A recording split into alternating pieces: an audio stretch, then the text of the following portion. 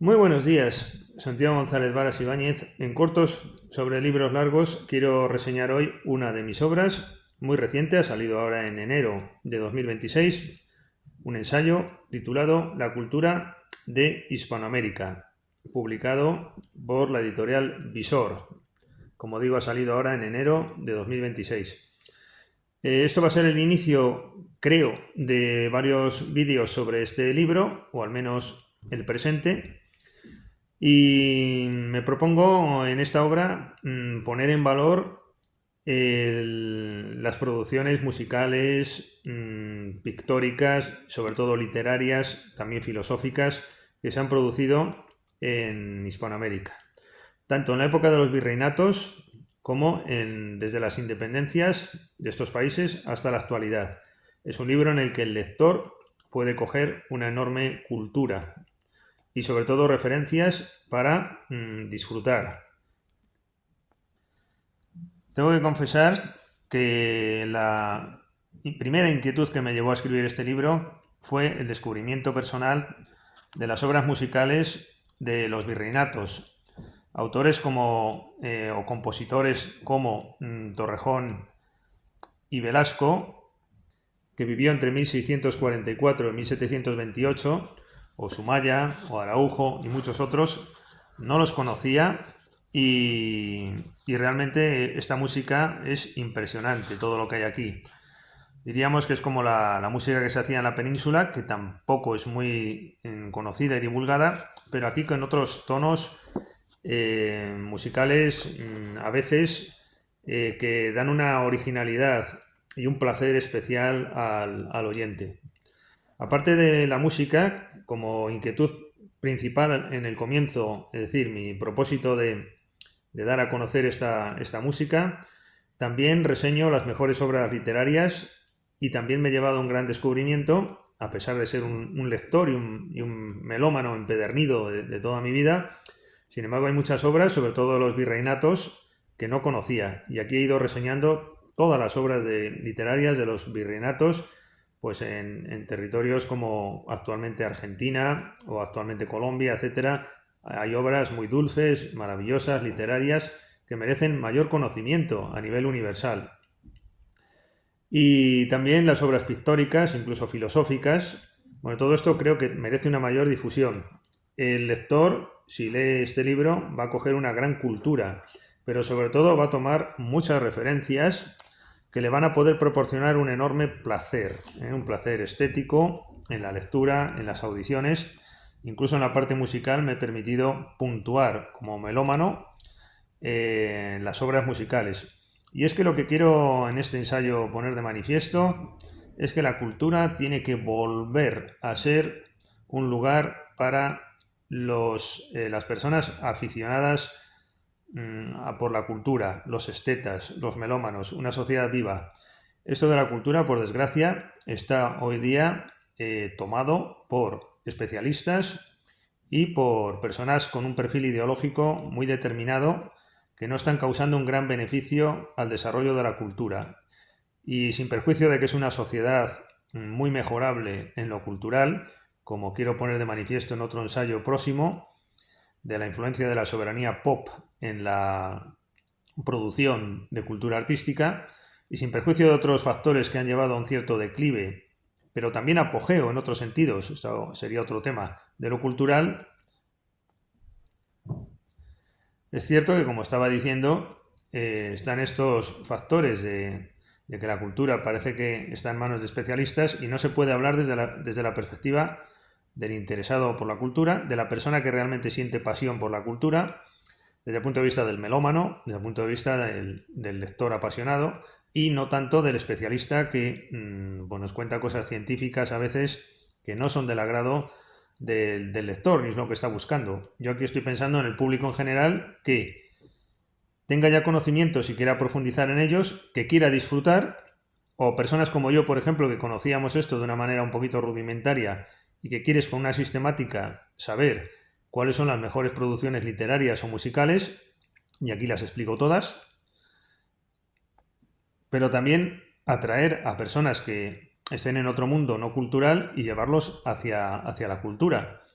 Todas estas preocupaciones son las que me llevan a hacer libros de este tipo, de promoción de la cultura, y creo que hace falta que la cultura no esté abordada solo por personas, como digo, con inquietudes o afanes ideológicos concretos que no provocan nada de placer estético, ni tampoco por especialistas pues que aburren, ¿no? Sinceramente. Entonces, bueno, pues ese espacio es el que he querido reivindicar, y de ahí que la perspectiva sea la del melómano, y por eso expresivamente pues he puntuado las obras. Quizás en una quinta o sexta audición llegara a otra conclusión, a otra puntuación, pero es una manera ya de mostrar una cierta reacción, ¿no?, frente al panorama existente de que aquí la cultura está acaparada por ciertos colectivos, ¿no?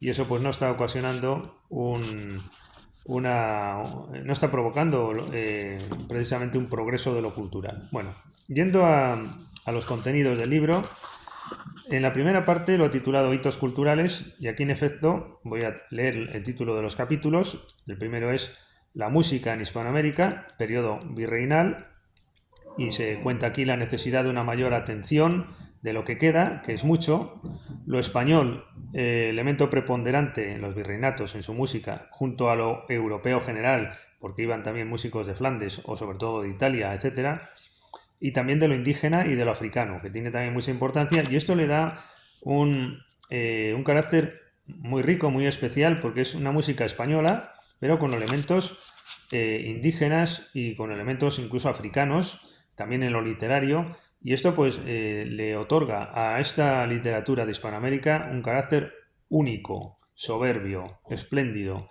algo realmente espectacular. Yo me atrevería a decir, y aquí lo insinúo, que ha habido influencias por descubrir de música con este colorido en Europa. A mí me da la impresión de que Rameau, por ejemplo, o algún otro, aquí tomaba melodías y cosas, y es que hay que tener en cuenta que los indios también aportaron su perspectiva, enriqueciendo. O los españoles cuando fueron, más que los indios más bien eran más bien sujetos pasivos. Bueno, muy activos también, ojo, muy activos también, sobre todo en lo instrumental, pero bueno, es verdad que la creatividad en este sentido de mezcla viene de esos españoles con inquietud y sensibilidad hacia lo que se encontraron, que fueron todos prácticamente.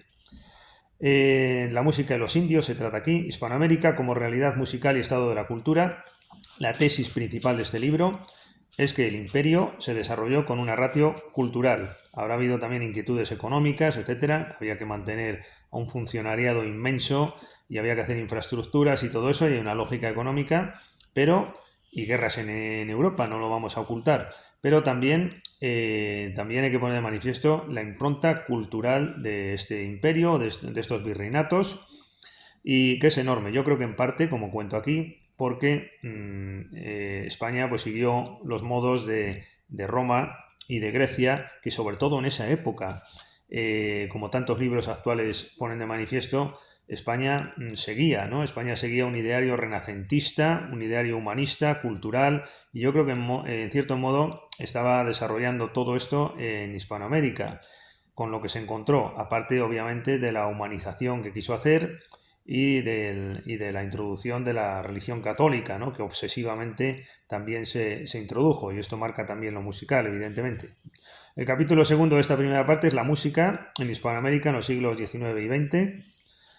El panorama musical en el siglo XIX, que no es muy rico, la verdad, es una pena que después de la riqueza durante los virreinatos, pues aquí después con posterioridad no se produjera ese mismo auge o desarrollo, pero a finales del siglo XIX y principios del XX vuelve otra vez Hispanoamérica en lo musical a grandes producciones que aquí se cuentan, los compositores del siglo XX, Revueltas, por ejemplo, Ginastera, bueno, muchísimos compositores. Para mí ha sido un auténtico descubrimiento, me lo he pasado en grande oyendo música, y sobre todo, si volviera a hacer el libro ahora todavía quedaría mejor, porque tengo que confesar que, claro, eran ya 700 hojas casi, y tengo que confesar que sigo, es decir, a mí esto me ha permitido para descubrir, ¿no?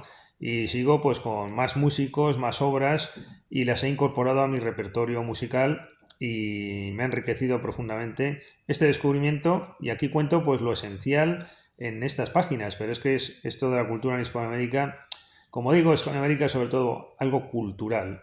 Lo más conocido o los mayores logros han sido literarios.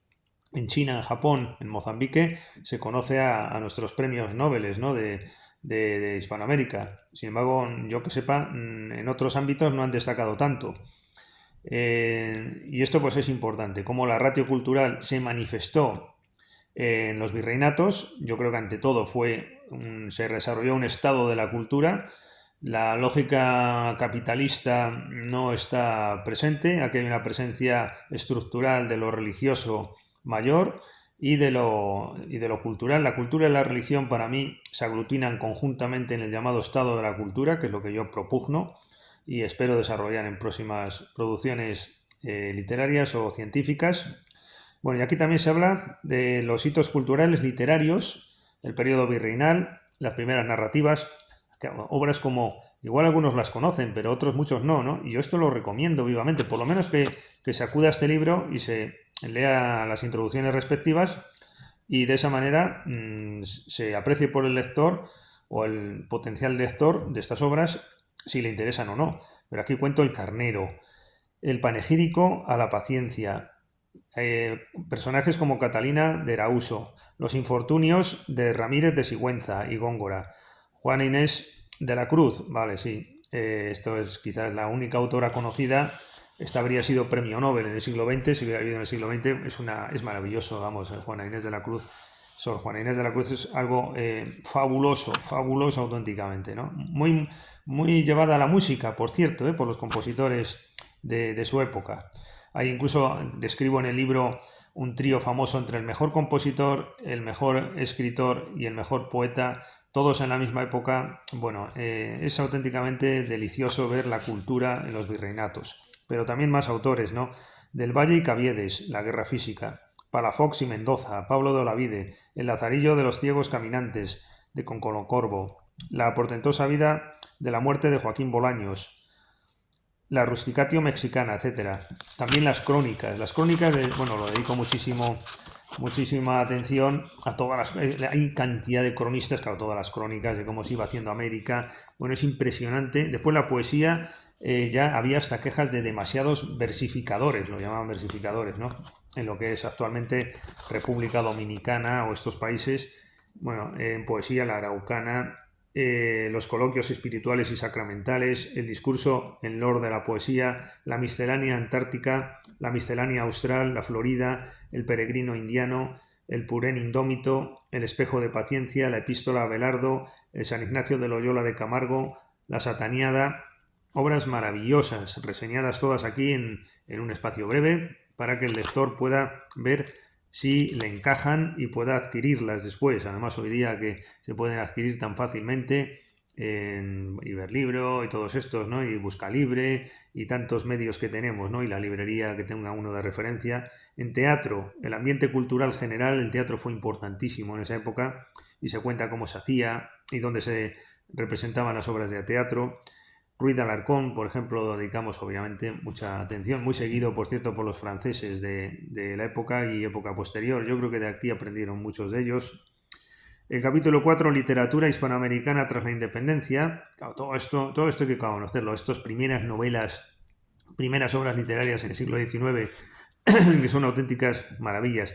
El Perequillo Sarmiento, de Lizardi, Sarmiento, no Sarmiento, Sarmiento porque es de sarna, ¿no? El Perequillo, si me da tiempo lo reseñaré todo esto, de Lizardi, El Matadero y la Cautiva de Echevarría, El Facundo de Sarmiento, obviamente con M, Amalia de Mármol, El Cumandá de Mera, El Fausto de Estanislao del Campo, Las tradiciones peruanas de Ricardo Palma, María de Jorge Isaac, una obra romántica preciosa, Sin rumbo de Cambaceres, el Martín Rivas de Blesgana, el Martín Fierro de Hernández y las figuras de Andrés Bello, Olmedo, Ramírez el Nigromante, Justo Sierra. Bueno, aquí esto es apasionante realmente descubrir todo esto. Otros hitos culturales posteriores hasta la actualidad, otra referencia, la filosofía en Hispanoamérica, la imprenta y el mundo editorial. Y el capítulo 5 de esta primera parte que cierra, hitos culturales en arquitectura, pintura y escultura. Pero todo esto contado desde el punto de vista de lo que puede interesar estéticamente al lector, es decir, las mejores obras pictóricas. Bueno, esto de la pintura en Hispanoamérica Aquí tenemos el Museo de América en Madrid, donde hay muchos de estos biombos y Los Ángeles y tal, que lo recomiendo también el verlo, ¿no? Bueno, durante los virreinatos, la mejor pintura que hubo y escultura. Algunos artistas de la época virreinal, bueno, son cientos, yo diría. A mí me ha desbordado por completo. Ya cuando me metí en esto tuve que poner un punto final porque salían versificadores y pintores por todos los lados. Esto es impresionante, el mundo cultural que se desarrolló allí y que se ha desconocido. Algún colega, al que le agradezco muchísimo su ánimo, me ha llegado a decir que es un hito que faltaba por hacer, que no se había hecho. Hay algo parecido por un clásico español, pero es solo sobre la literatura, pero en realidad creo que esto faltaba y además aquí se aglutina la música, la pintura, la literatura en general, la poesía, el teatro, la filosofía. Bueno, y a partir de la independencia de Hispanoamérica, todos los hitos en materia de arquitectura, pintura y escultura, impresionante, como digo. Pero la segunda parte, que es a partir de la página 373, un poco más pequeña que la primera, trata de los fundamentos del estado de la cultura hispanoamericano y apuesto por poner en valor la cultura dentro de Hispanoamérica. Creo que es lo más grandioso que tienen es la cultura, o lo que tenemos, porque vamos, yo creo que en realidad, bueno, no me quiero meter en cuestiones políticas, precisamente las he obviado en este libro, pero aunque solo sea por afecto, por cariño, hacia todos los hermanos de Hispanoamérica, pues realmente creo que sí somos algo común, o hemos hecho algo común en gran medida. No digo en todo, pero en gran medida sí somos parte de lo mismo, ¿no? De una misma civilización, posiblemente, ¿no? Aquí se trata en la segunda parte, dentro de los fundamentos del estado de la cultura, lo que llamo el espíritu barroco, que era la cultura social que había en el siglo XVI, XVII. Bueno, hay auténticas cosas que son gozadas auténticamente leer. La religión, por ejemplo, pues la distinción entre una santa que merecía ese tratamiento o una chiflada, ¿no? Y hasta trucos sociales que había para, bueno, pues para obtener algún beneficio dándoselas de santo, o el que era falso, el que era verdadero. Bueno, aquí hay auténticos descubrimientos. Esto para mí ha sido tremendo, el leer todo esto. Aquí hay un capítulo, por ejemplo, perdón, dentro de un capítulo, candidatos a beatos o santos, quién es místico, quién es farsante o demonio. Y después el demonio, la presencia del demonio, que es un tema muy literario, el demonio. Hay incluso muchos libros, ¿no? Ensayos sobre el demonio en la poesía española, el demonio tal. Bueno, las sensaciones religiosas en clave poético-cultural actual, porque creo que lo religioso para una persona que no tenga estas convicciones religiosas fuertes, como por ejemplo es mi caso, sin embargo lo otorgo una gran atención a lo religioso porque estéticamente cuando leo cosas místicas o de gozo celestial, yo creo que eso es la belleza y es lo mismo que un modernista más tarde dice, ¿no? Yo creo que hay una conexión muy clara y una lectura en clave estética de lo religioso. Ya no digamos el que tenga esa suerte de ser de tener un carácter más religioso, que yo personalmente lo envidio, ¿no? Ese tipo de personas pues obtienen incluso una segunda rentabilidad al fenómeno, ¿no? Pero bueno, aunque solo sea en clave estética, yo sí me permitiría apuntar que esas obras religiosas tienen una traducción en lo estético que es impresionante y el deleite y el gozo y el placer que provoca. En el capítulo 7 del libro, dentro de la segunda parte, sería el segundo de esta parte, hablo del preestado de derecho. Incluso yo como jurista he descubierto muchísimas cosas aquí, ¿no? Las cuento con brevedad, pero desde un punto de vista de divulgación general, pero esto de Felipe II, que estaba obsesionado por el derecho, ¿no? Y que revisaba todo, y se le ponían los ojos rojos de las lecturas, que supervisando todo diríamos, con su bolígrafo, diríamos actualmente, bueno, hoy día con el ordenador más bien. Bueno, y toda la reglamentación que hubo, los funcionarios, toda la educación que se les daba y el esmero en su formación, ¿no? La legislación apabullante, todo esto lo tengo que decir como administrativista, como jurista en esta parte, no en la otra de escritor, pero sí en esta parte, está por descubrir. Aquí partimos con una simpleza absoluta que el Estado se origina y la legislación moderna en el siglo XIX, la Revolución Francesa y tal, una serie de chorradas que desde luego demuestran que no se ha estudiado nada, ¿no? Y me da pena, tengo que apuntarlo, que estemos gastando el dinero en el estudio del botijo de las Alpujarras o en los dulces del Bierzo o el botillo del Bierzo, y realmente yo creo que en todos los territorios de España deberían proyectar su fomento cultural a cosas universales, ¿no? A cosas de interés general de la humanidad. Y por qué no en Ponferrada o en Almería o en Barcelona más dedicación a esto, ¿no? Por ejemplo, falta que alguien subvencione, bueno, sacar a luz toda la música que queda, eso es fundamental. Digamos, yo si fuera presidente del gobierno me dedicaría a esto sobre todo, a sacar a la luz toda la producción musical. Pero también, como estoy diciendo, falta por estudiar todo ese preestado de derecho, lo he llamado yo, de la época barroca, de la época de los Austrias en España. Todo estaba reglamentado absolutamente. Hay algún extranjero que ha estudiado esto un poquito, pero hace falta estudiarlo más, y que se esté gastando el dinero las comunidades autónomas y las provincias en estudiar, como digo, ¿no? Esas cosas anecdóticas locales o autonómicas, y que esté sin estudiar todo esto. Y claro, la carga sobre Madrid pues ya no puede. Yo me imagino que la Casa de América o instituciones de este tipo, ¿por qué no la Casa de América va a tener o debería tener ramales en todas las provincias, y en vez de estar estudiando las producciones inesenciales de pueblos y tal, pues bueno, que también tiene que haber espacio para ello, ¿no? Pero todo ese dinero que se ha gastado desde el año 75 en eso, hombre, ¿por qué no la Casa de América, como decía, pues que tuviera ramales en todas las provincias y se estudie todo esto, ¿no? Se estudie todo esto. O por qué no instituciones que tienen carácter general tengan ramificaciones en todas las provincias y se estudie todo esto. Pues está sin estudiar. Bueno, y también tengo que decir que es un auténtico suplicio, no pensaba decirlo, pero es un auténtico suplicio, y este ya es un intento más de publicar algo de este carácter, de la cultura en Hispanoamérica, que te dan con la puerta en las narices cada vez que vas a pedir algo, y no se presta ni la menor atención, y es un auténtico suplicio tener que desarrollar todo este esfuerzo para que después no haya un interés correlativo a la importancia de toda esta temática. Afortunadamente, tengo que decir también que conste este profundísimo agradecimiento al Instituto IUESAL de la Universidad de Alicante, que es un instituto que se dedica precisamente a Latinoamérica y que ha subvencionado un poquito la publicación de este libro, que claro, por las dimensiones que tiene, pues se necesitaba un cierto apoyo a editorial, como es lógico, y también a la Obra Pía de los Pizarro, una fundación de Extremadura, de Trujillo, creo que está en Trujillo la sede, y también dieron una pequeñita ayuda. Bueno, pues todo se agradece, y esto, pues bueno, esforzándose uno y buscando, pues he podido encontrar esas ayudas, y entonces claro, eso hay que agradecerlo en el alma, porque si no, igual ni siquiera se habría publicado, por lo menos una editorial como esta, que es quizás la mejor editorial de Madrid y una de las mejores de España, ¿no? Y entonces, sin demérito de otras.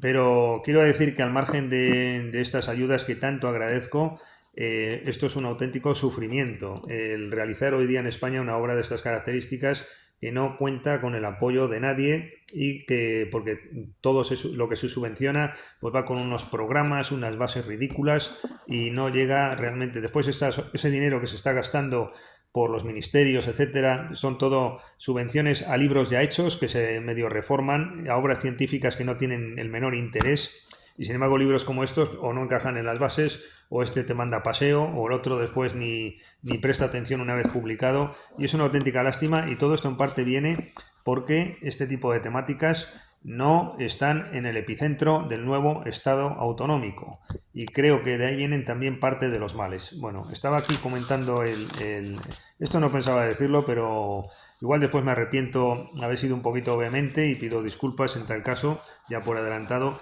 pero creo que no me voy a arrepentir, porque no he dicho nada anormal, sino una gran verdad de nuestro tiempo. Después del preestado de derecho, donde también pongo de manifiesto los pleitos que había en defensa de los indios, y si se abusaba por alguno, pues tenía un juicio severo. Y esto es como todo, pues había gente que se arriesgaba y cometía algún abuso sobre los indios sabiendo que se estaban jugando mucho, además con penas muy severas. Era una justicia curiosa, porque es distinto de la actual. Yo creo que hoy día lo que se ha ganado en el plano de la justicia es que son penas menos severas, se ha humanizado algo, algo. Bueno, de vez en cuando se observan, por ejemplo, sanciones millonarias incluso, ¿no? Pero bueno, más o menos creo que sí, ya no hay esas condenas tan inhumanas como antes, pero también había indultos, también había perdón. Pero en general, yo creo que incluso hasta se dedicaba mayor atención. Hay procesos en los que se desarrollaba una atención y unas horas y un estudio que creo que ahora me da la impresión de que no se está realizando con tanta intensidad, quizás por falta de tiempo o por lo que sea, o de vocación. Y aquí, bueno, pues tenemos, narro también muchos, iba a decir, contenciosos o pleitos de todo tipo, ¿no? Es verdad que había una ratio muy reglamentista, pero también muy judicialista, enseguida pleitos para todo. Después también hablo de la cultura de las obras públicas.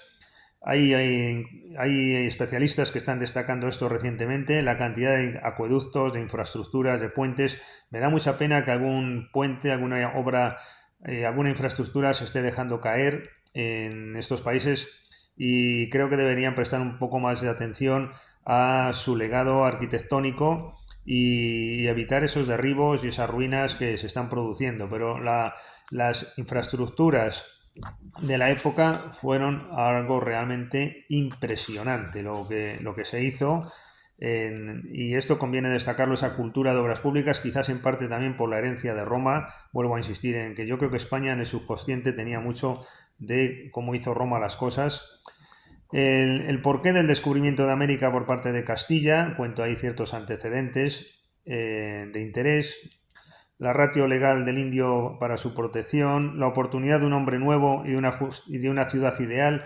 Claro, hay que tener en cuenta todas esas obras literarias del momento de la ciudad ideal, de la posibilidad de hacer un hombre nuevo llegando a América y observando que hay un indio que está por cultivar, ¿no? Y entonces la posibilidad de desarrollar utopías que en Europa, la Europa maleada, ya no permitía realizar, las misiones jesuíticas como fenómeno cultural.